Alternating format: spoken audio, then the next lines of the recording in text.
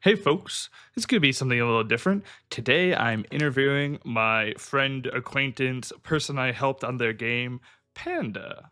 And we're just going to kind of interview them, talk about their game, talk about their journey. But without further ado, let's meet the man himself. Hey, Panda. Um, you want to just tell everybody who you are and, you know, anything else in that Yeah, vein? yeah, you bet. My name's John, and I am the solo developer for Dungeons and Ducklings. Um, yeah, local Minneapolis developer. Been working on the game for 2 years, and it's out now. It's finally out. It's been out a week as of this recording. And that will be linked in the description and anywhere else I can jam it if you want to check it out. I think it's a very cute game. You said 2 years. How long have you actually been how many hours do you think that is? That's a great question. Let me bring it up. Oh, you One thing tracked is I, it? Oh. yeah, I did track it. Well, my programs are on Steam, so it tracks it for me. So I got Oh. I got 1,500 hours in the Game Maker Studio 2. That was just Dungeons and Ducklings. And then I Okay. got 500 hours in AS Sprite, which was just Dungeons and Ducklings. Okay. Okay. And then there's, the unknown amount of time that goes into setting up your Steam store page, getting playtests out there, marketing, all the other stuff that you got to jump through as a dev, all those hoops. Hmm. So I would guess somewhere around 2,500 hours in total Okay. over 2 years. Yeah. Pocket Mass is 104 days. Is that right? Am I doing the math right? That's hours. Yeah. that's 104 days. That's. Damn, all right. I'm sure some of that was just on. Hopefully, that's a few. That's a few hours. Just a few. Just a few Um. hours. Yeah, but I think it's a good question because a lot of people will be like, "Oh, I've been working on this project for 5 years," but they have 500 hours in it. Like they can't put the time aside every year to work on it. So I think hours is a much better measurement of how long you've been working on something. Oh, totally. I think with my game Corralling Cats, I think we were like 2.5 years at 2,000 hours. That was between everybody. So that was an artist, two programmers, 2.2 programmers. What made you actually want to make a game? Because you're software design, or what do you do normally, or as your job? Yeah, my day job is I work for an expense software company, and I'm more on the support side of things. I help administrators set up their site and do some other things. So it's a kind of a form of pseudo coding. I did a lot of logic statements in sites, but I wasn't actually coding, and I'm definitely more on the support side where they open up a ticket and I look at what's wrong and then we email back and forth and set up a meeting. So not completely on the coding side, but kind of what got me into game coding and wanting to do this one in particular is I feel like for everybody it's a multi-tiered answer. First off, right away from a young age, like grade school, one of the things we would do, my group of nerd friends, we were all like in our own little nerd table. We'd line up for lunch, and I'd just approach them and be like, all right, you wake up in a cabin, there's a knife on the table, RPG, what do you do? And then it would just it was like pseudo D&D. We just went back and forth, like, oh, I pick up the knife and I go to the door. I'd be like, oh, the door's locked. So Just, that's like larving almost. It's well, not okay, not okay. It's not really live action, but I like it. yeah, it's like baby's first D&D where you're like, this is role playing and that's it. No It's just stats. rules light, It's Yeah, just all the exactly. way rules light. So that's early in my life. We would do that all the time. And then I started drawing. One of my first big games was Resident Evil 1 as like a 5-year old. Is poor choice. Oh, jeez. Big brother made me play the game, so I'd be scared. And I got obsessed with how the map was laid out and all these maps and Oh, where keys were hidden. So I used to just take grid paper and draw Resident Evil maps in grade school and have numbers on each room. And another page tells you what key you get in that room.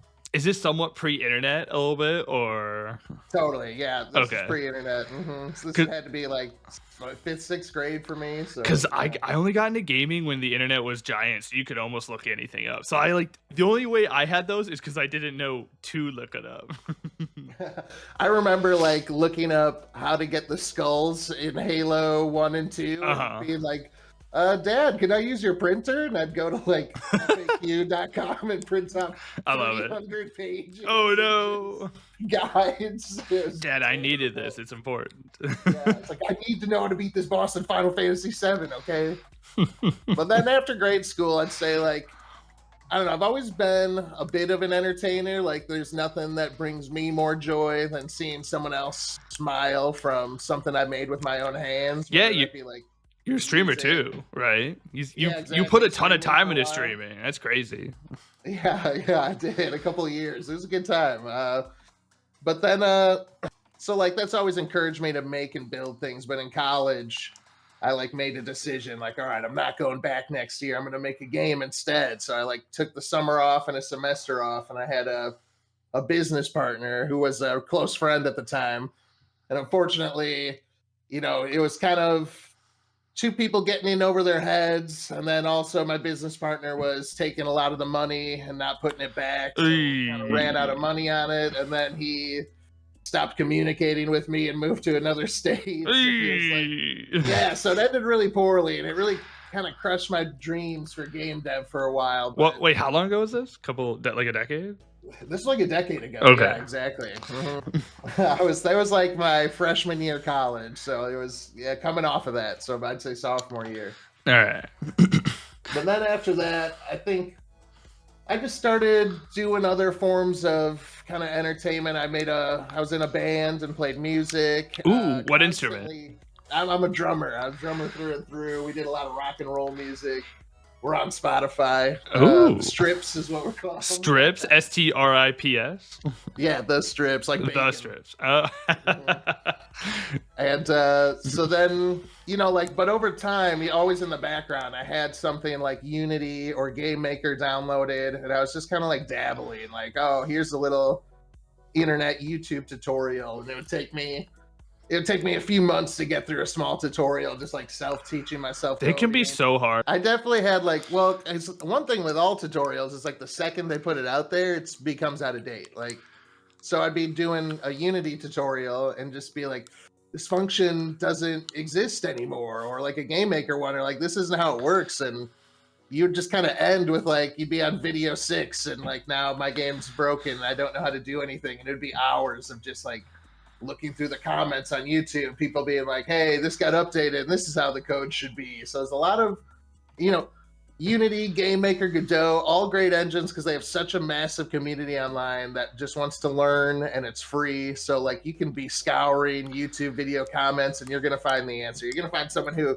took the time to type out the code and put it in a YouTube comment, which I find crazy, but it's wonderful. So just kind of kept self-teaching my all the programming, and was making small games for friends over time. Like it always feature like their pets, like cats was one. Magnitude's Revenge was one of my first ones, and played as my buddy's cat Magnitude, and he had to go save his buddy, his little platformer.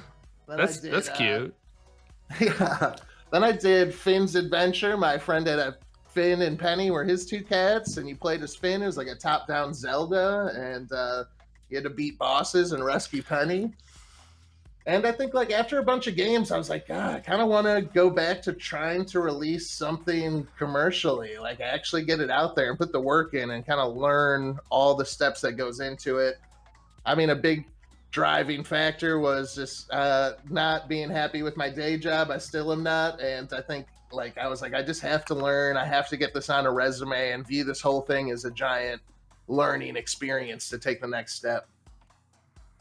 So that's what led to Dungeons and Ducklings, was a little bit of unhappiness with the day job, slowly over years Just teaching myself monotony, coding. or like, I don't want to do. I prefer to do anything else. It's getting to the point where I'd prefer to do anything else, but it's I've been I there. work for a large corporation, and it's just a lot of corporate nonsense. I think a lot of emails that are just jargon you got to go through, and it just rubs me the wrong way.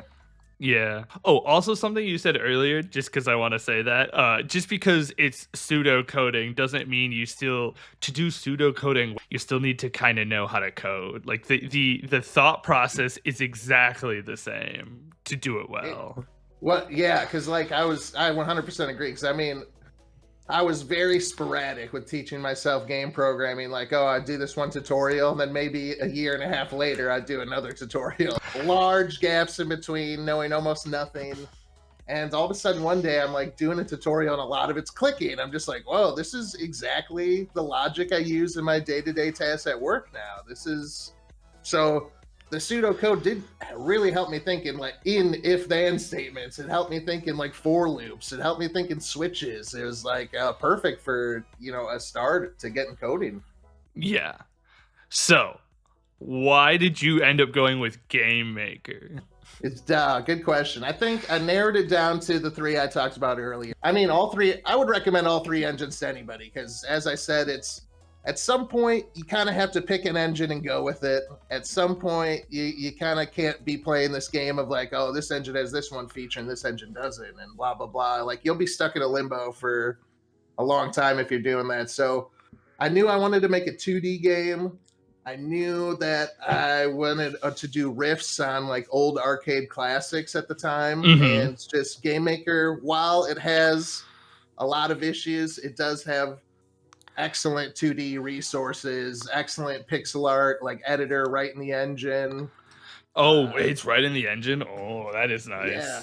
It was So like one of those things. Your game doesn't look like I know what a Unity game looks and feels like, and your game just doesn't look and feel like that. So I hope that makes it stand out a little bit in the crowd. But yeah, I think Game Maker got me because I was going through different video tutorials and I was doing like Brackies and I was doing other people's. But one of them, Sean Spalding, does these long, Sean like Spalding.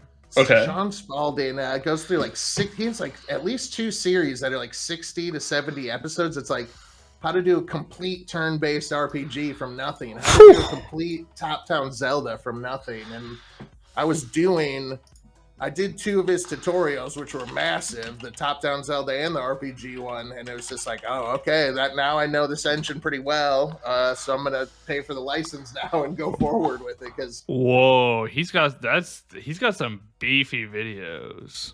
yeah, my favorite joke. Well, I call it a joke, but every video he's like, next video I'm gonna try to make it like 15 minutes, and then it'd be like 30 to 45 minutes.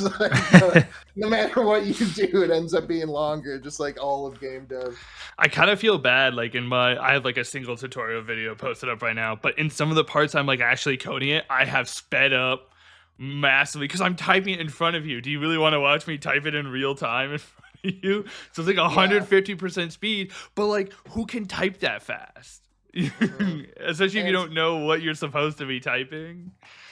yeah, exactly. And like, I guess small correction. I know that it's Sarah Spalding now. They went through a transition, but Oh, I did Sarah see. Spalding, she like has the whole. She pre-makes the game ahead of time, like completely, and Mm-hmm. then she gets a new project going and starts from the beginning. And that new project is like the videos that she makes for her series. So she always has like she'll even joke like on my other screen right now I have the complete game and I'm looking it over and being like this doesn't make sense, why did I type it like this, and she'll make like changes live on the go. Yeah, I don't know about the changes live on the go, but my tutorial, I have a couple of them like queued up. They're completely typed and they work right now, and I'm just like, okay, is this the best way to do this? Will I get hate on the internet if I do it like this? Am I prepared to fight that hate or accept it? You know what I mean? It's kind of like Have you gotten hate on any of your Unity videos, or is it I usually got some positive? pushback on the Reddit for some small things that I think like I one time I erroneously called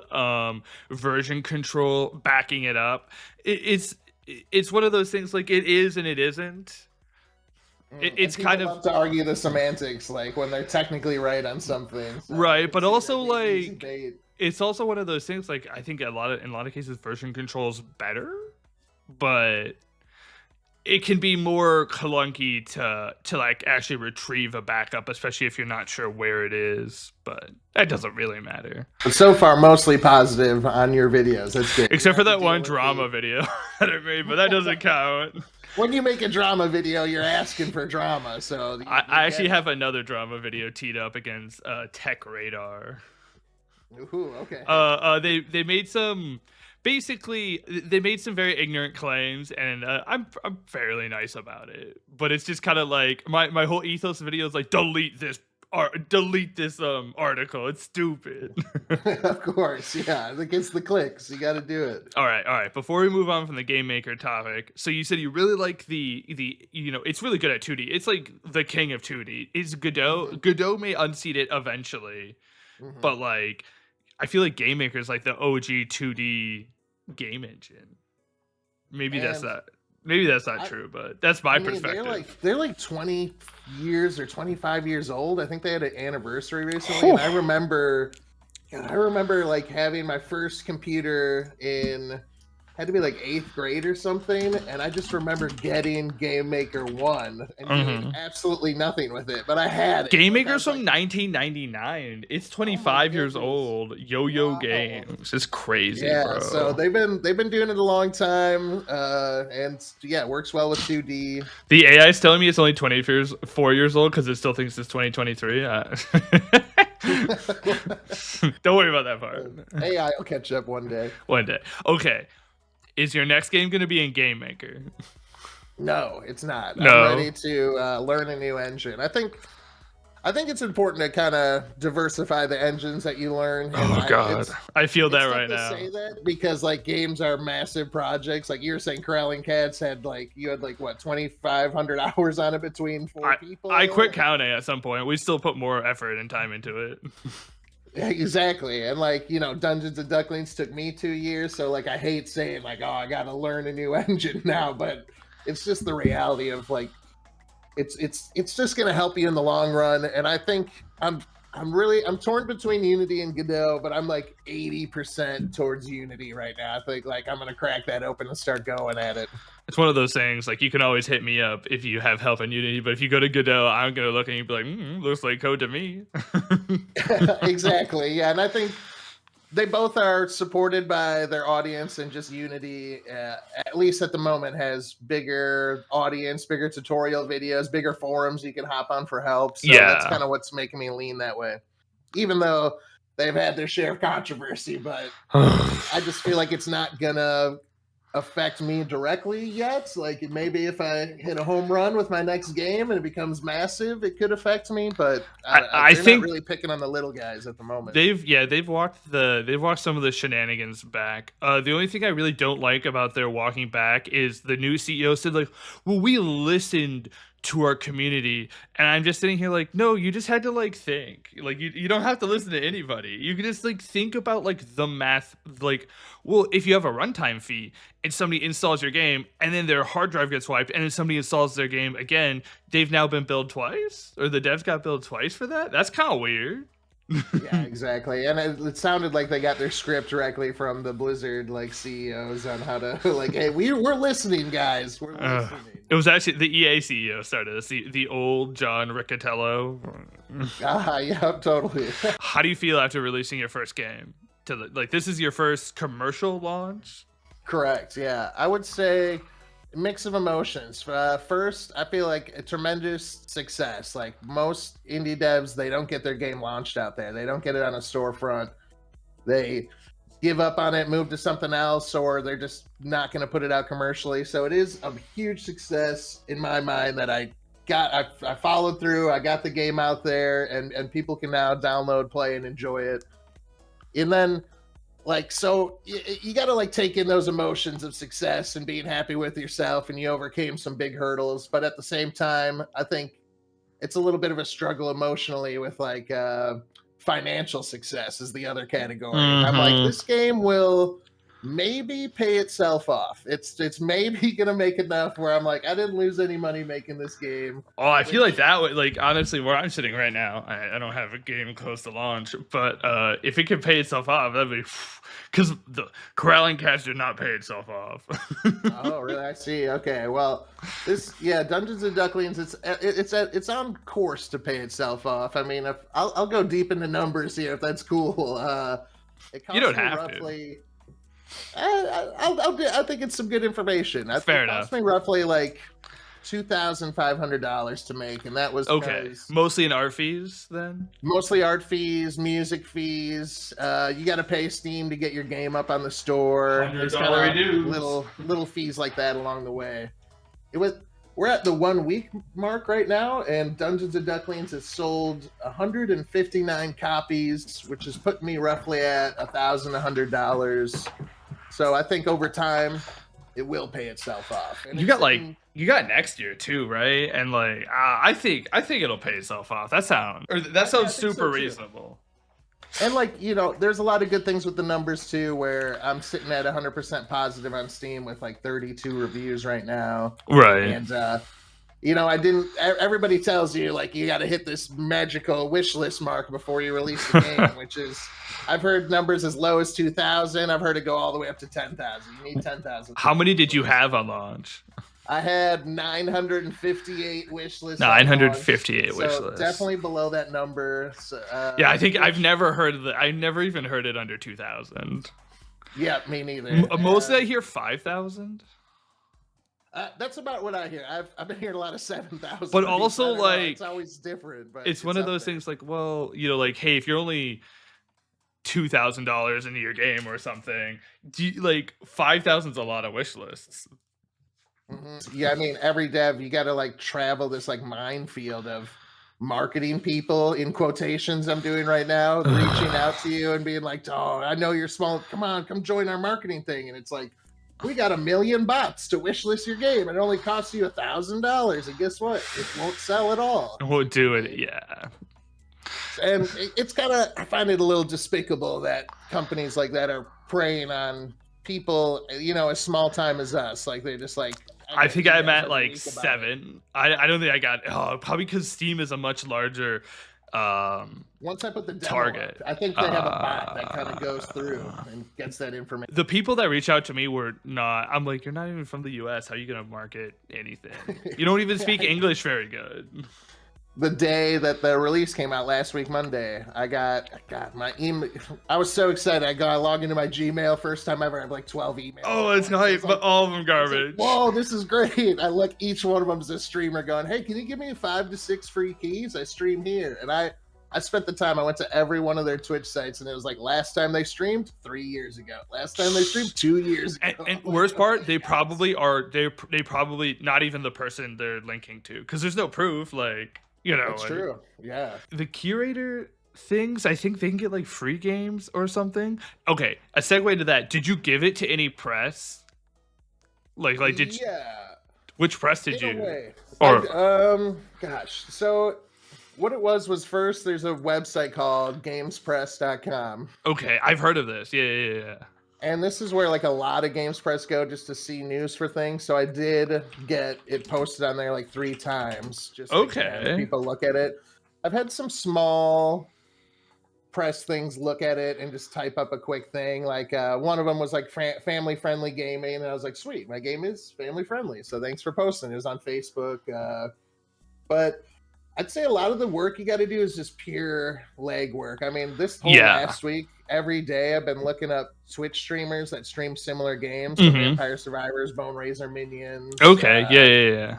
Deep Rock Survivor. And I've just been looking at their numbers on how much they stream. And I basically reach out to them with an email that's like, hey, here's a free Steam key to my game. Like, here's all the information you need. Here's screenshots. Here's a nice little email subject line that's a good tag. I think what I'm doing right now is Vampire Survivors plus Pac-Man. That's Dungeons and Ducklings, parentheses. All right. An email. All right. So I've been getting some traction with that, which that's good. Yeah. It shot my wish list up a bit. So yeah, all right. Before launch, under 1,000. Now I'm at 1,709 wish list just from that launch week. Okay, yeah, because if I see them like, oh, sometimes I'm kind of sitting there like, well, I've already spent this much money on games. I'm trying not to spend any more. I'll just toss on the wish list. Yeah, exactly. And I do the same thing. And my wish list is full of stuff I'm gonna buy one day. Allegedly. Yeah. Have you aimed? I guess have you aimed at any higher press or like let's call it like anything fancy like IGN or Game Informer? do they even exist? I don't think they exist. I shot my shot. I did. Let's go to IGN, to PC Gamer. Sent him a free key, and I was like, right. Really hyped up the game with eBay. I'm like, this is gonna be bigger than Vampire Survivors, you guys. You got to do it. You got to believe in your own game. You got to send it out there because if you don't believe in it, nobody else is going to. So right. I shot my shot with the big ones.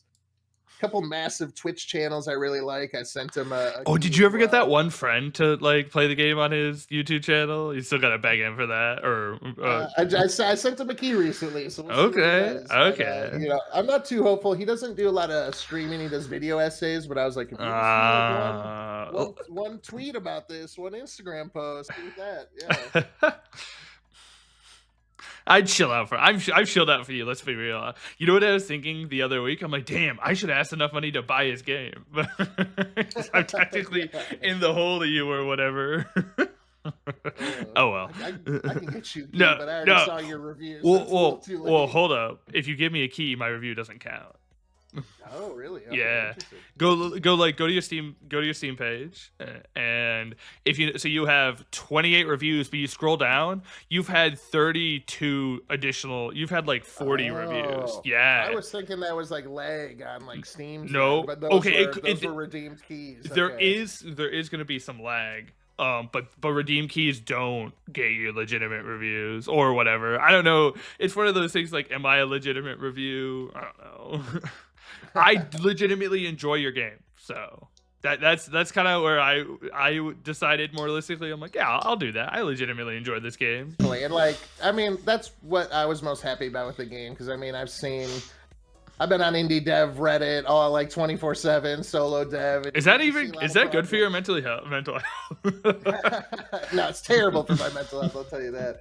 But yeah, you see a lot of games where you're like, God, I don't even see the fun in this. Like, it just looks like you like just did the code to do the code. And at least by the end of Dungeons and Ducklings, I had moments where even after working 2,000 hours on it, I was like, oh, I caught myself just playing a run for the last 45 minutes instead of fixing the code I was supposed to fix. My biggest issue with like Corralling Cats is like I had to make all the fucking levels. Okay, I didn't make all of them, but I made 80% of the levels. So it was like, oh, I'm playing my own level because it's deterministic, right? There's no anything, but yeah. How many levels did you get in Corralling Cats? I have 100. Like over 100. Yeah, that's what I thought. Yeah. Mm-hmm. I have been meaning to work on the game. I want to add the groundwork is in for like additional worlds and then challenge levels, which are gonna like limit the amount of items you can use and some other stuff. I'm really trying to like add enough complexity to make challenge levels like good brain teasers. But and like puzzle games, you have to go through that whole like cycle of being like, I need players to get that aha moment, right? That's what they always say, like to all of a sudden it clicks with them what they have to do with this level and this mechanic. And it's almost like backwards thinking with puzzle games. Like you start with a solution and yeah, throw wrenches into it. Like the kid, when I was showing my game off at like UW Stout at like their games conference, kids would walk up, grab it, and I would be like, "Oh, you know how to play it?" And they just like wouldn't answer, and they start just playing the game. And you're like, I'm just sitting there like, well, if they can play it, clearly there's enough tells in the game that shows somebody how it works. But adults just go, "What do I do?" Like that was my exact measurement as well as I was showing it off at 2DCon, the demo, like in summer. Oh, how did that go? I forgot to ask. Well, I got voted best music there. Oh, that's hype. Your music is quite good.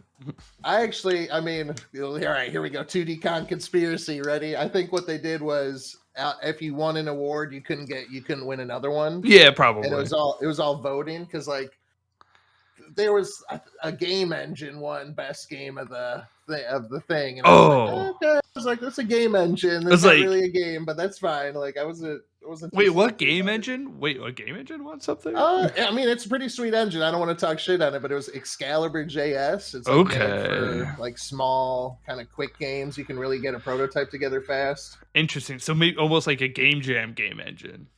Yeah, exactly. Yep. Oh, hey, do you want to try to like organize a game jam where it's like I have another programmer that might be interested, be like you, me, and then Dan Oh, I would do potentially. that. What would you do? Like a weekend or a week? I don't know. Look, I don't even have one in mind. I was kind of like, we want to do that, right? I would game jam. I've done one Okay. game jam my whole career. Yeah, It's a you got huge learning sandbagged. experience. You got a fucking sandbag. I did get sandbagged a little bit. Yeah. We've been actually, me and Dan have been like, our artists have kind of abandoned us. By kind of, I mean they've abandoned us. Oh no. So I coughed up like $500 for like a mid tier enterprise entry level like art pad, and then he's been Mhm. doing 3D modeling, allegedly. Oh, okay, nice. Slowly learning. Yeah. Yeah, well, I'm opening it for Christmas, but I gave it to myself, so I don't know. We don't ask That was like, questions.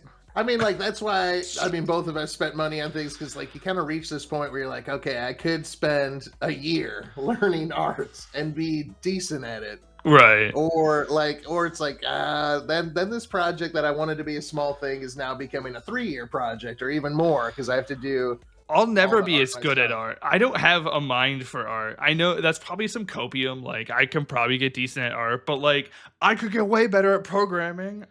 Yeah, So, but exactly. I don't I have a kind of fall in choice. that same So category. I don't have a choice. So, okay. Let's see. I'm pretty sure one of my questions is, was it worth it? You answered that question. I think the answer is yes. And you might Well even be worth it. financially worth it, or at least you're not going to pay back your time. But honestly, not being in debt to or in the hole to art sounds good to me. Like, Yeah, that's what I think too. That'll be a big accomplishment when it happens. I I think guess in a few months from now, I we'll think see. all said and done, Dungeon or Corralling Cats make $100, but also more importantly, everybody who spent money, somebody knew them, so that it almost like I don't want to say it doesn't count, but all at the same time, like it does not count for as much. Yeah, I understand that mentality, but it counts. You got to tell yourself that it totally Right. counts. Like, because of course, a couple of my friends instantly bought it, and maybe I think my first 10 reviews were probably just people I instantly knew. So I said that positive. When you launch it, I was at work. I'm like, I could buy it on phone. I'm like, I don't really want it. That was Yeah. that. But a couple of my friends who've never met you or talked to you bought it, which I was like, oh, okay. Like I shielded a couple of times, like, oh, look at this game. But like, I was like, oh, okay. I mean, like if you don't always follow up on like when your friends are trying to get you to buy something, so that's a big deal, I think. Right.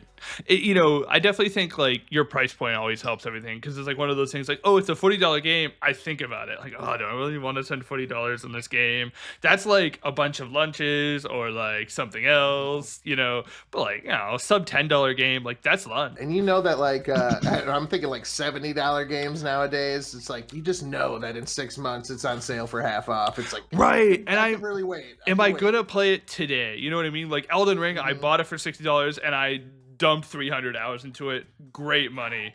But I've Yeah. also I bought Warhammer 3. I pre-ordered it because my friend bought it. He's like, "We should get it together." And then like I think we played it like 20 hours and it was so bug riddled on launch and just not fun. Oh, They sad. had Yeah. some, and later I'm like, I have 300 hours. So I got my money's worth or whatever. But like, I didn't do that on launch. So I just had a big sigh moment. I brought up Elden Ring. I'm at 593 hours. I'm like, oh god. If that's more than one character though, that's like maxing like 2 or 3 characters. It definitely is, and it's DLC. Oh, and I'm playing yeah. this mod. I'm gonna get another 200 hours. out of Oh, this that mod. doesn't count. That doesn't Yeah. count. Okay. What's next? What are you thinking about doing? You want so you think of going to the Unity game engine. Mhm. You sticking with 2D or 3D? I'm going 3D. I think I already have kind of like what do they call it? The game development document set up for my next. Oh, game. okay. And God, what I really love is the genre where you take four friends or four idiots and you throw them at something together. Deep Rock Galactic, Okay. like just like co-op games that Oh I shit! have So set you're in gonna my try heart. multiplayer? Ooh. Yep, I'm going for four-player couch co-op multiplayer. I'm not going into the Oh, online you don't want to do multiplayer yet. online? Okay. No, because I Well, don't want to. Steam I don't has want to the suffer. Steam has the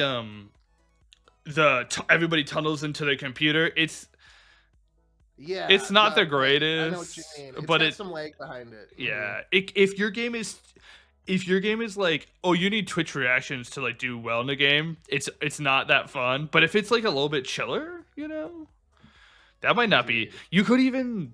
Nah, I was gonna say you could even like, oh, if you're tunneling in, you get like a little bit of like a damage resistant bonus or something just because you hit things all the time. Oh, that's not a bad I don't idea. know, I never thought about that. just Yeah. something to like compensate. Be like, oh, we know you're playing handicap because you can't be there, whatever. I don't know, but that's a polished thing. So 4-player couch co-op. So are we trying to like kind of like Deep Rock Galactic or like If I was to give you here, I'll combine a couple games together so you can get a okay. visual in your head. So first off, it's going to be the perspective and visuals of Overcooked. Oh, So okay. it's almost like that top down, but little cameras tilted so it's at an angle, Okay, and okay. the characters are going to be similar to Overcooked, where you get a like kind of they're more I don't know Cutesy? cutesy looking. They're more adorable. You can pick different heads, and I'm going to have like a whole array of different animals you can choose from.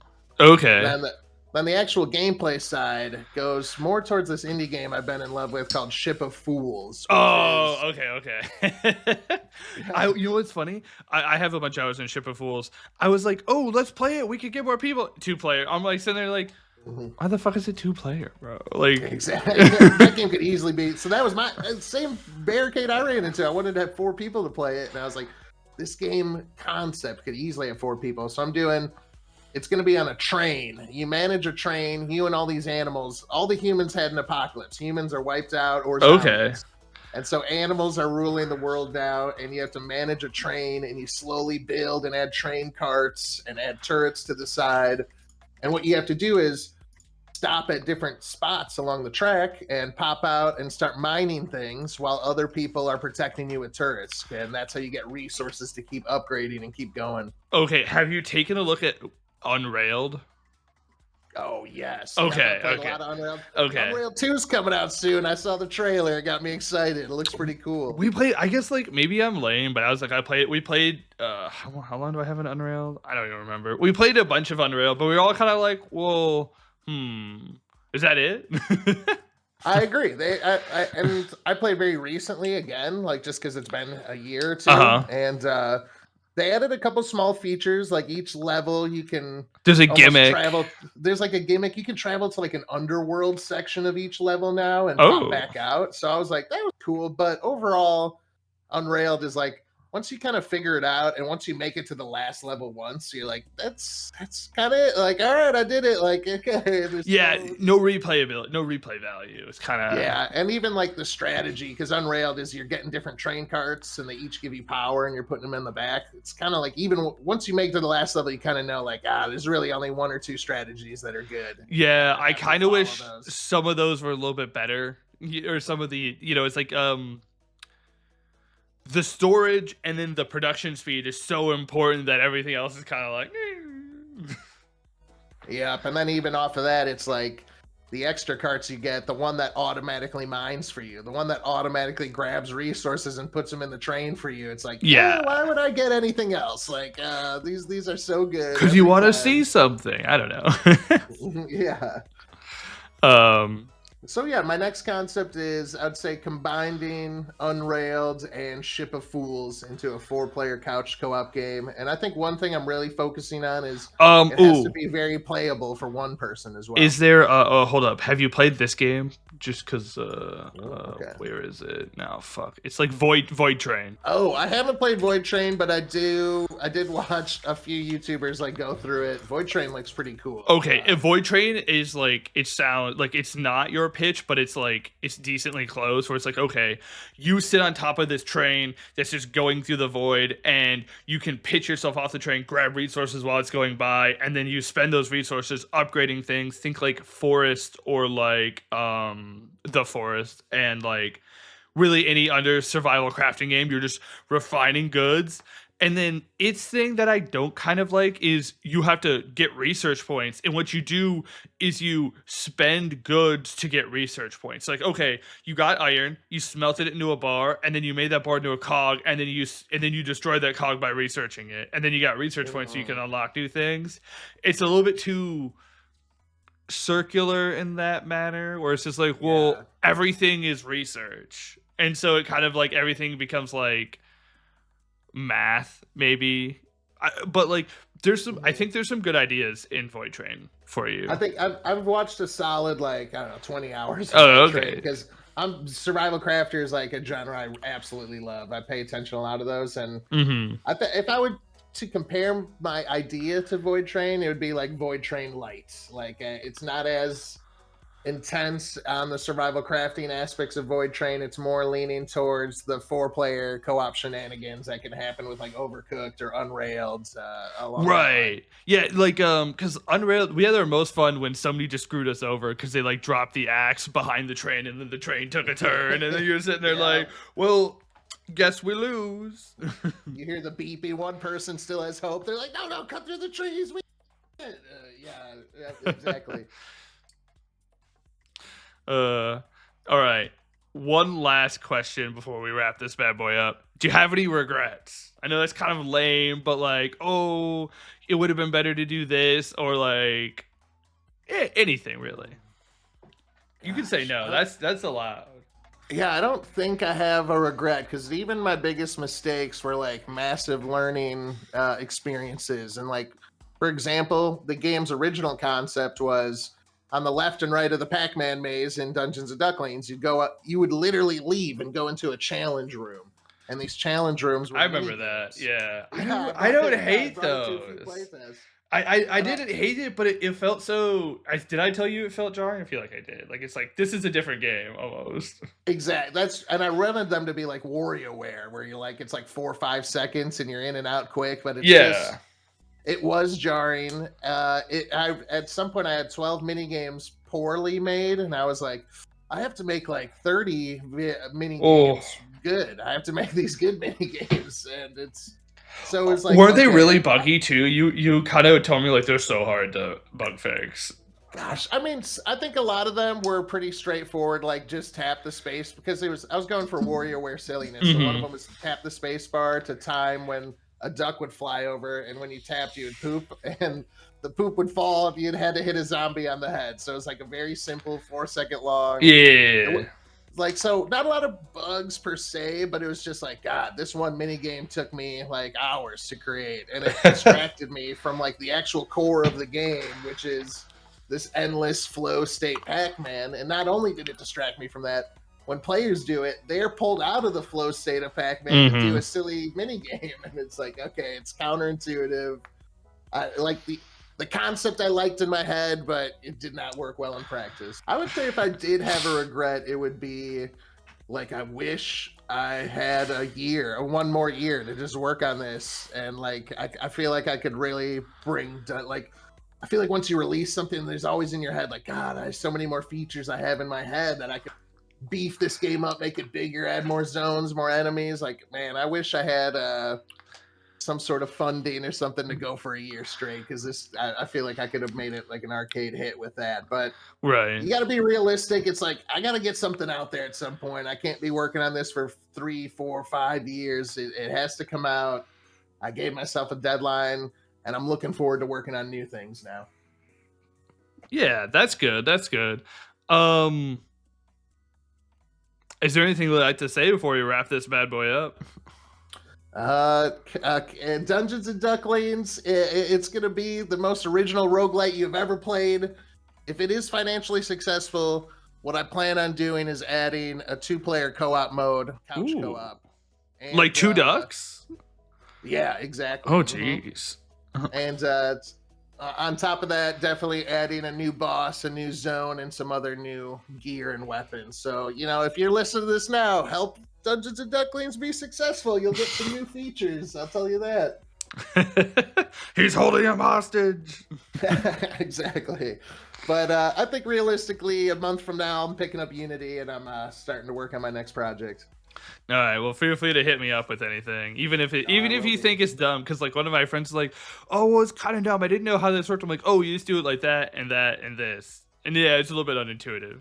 You know what I mean? It's like, oh, I don't know. I'm not gonna. Sometimes that quick advice is awesome. Right. Like it would take me hours of research, and you're like, it's actually this hidden setting that nobody thinks about looking at. So definitely, I'll be hitting you up. Well, you can make buttons. So if you just make a button in Unity, it only clicks one way. So if you rotate the button or the camera to the other side of the button, you can't click it, but you can make it two-way if you want. Oh, You two-way there's buttons. like a specialty there's like a couple of things you have to hit. It's really like, I would say arbitrary, but like, I don't know, it's gotta work some way. But it's funny you bring up buttons because Game Maker has no button support. Well, okay, the way You you're have to use the supposed to hard do way. it, you're supposed to like click on an object and then you can detect Yeah. the object. But you didn't do it like that, and I wasn't about to redo your game, mostly because No, it's and like, well, and not I my was at the game. point where I was like, God, this whole menu system's built off these like lists that I can update and change, and it's like impossible to switch it to buttons now. Yeah, But yeah, no. I got enough working in to make it. Getting into the game, you can get into it with a mouse, and that's good. Good enough. exactly. And I was able to take that skeleton and get it working for like every menu, so that was awesome. I was like, Yeah. oh, this is how That it's took me done. so Okay. long. There's like 5 different ways to do it, and only one of them was any good. I honestly cannot believe it was that hard. God, the hurdles of Game Maker, definitely.